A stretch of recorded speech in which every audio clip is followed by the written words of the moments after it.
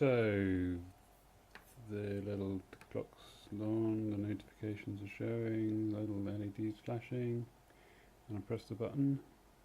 I can feel the feedback, but nothing happens. I put my finger on the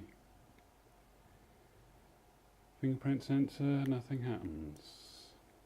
So I'm holding the on-off button in.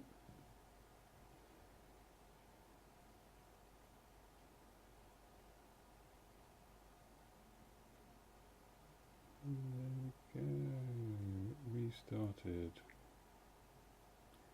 without offering me the power on, standby, restart dialog box.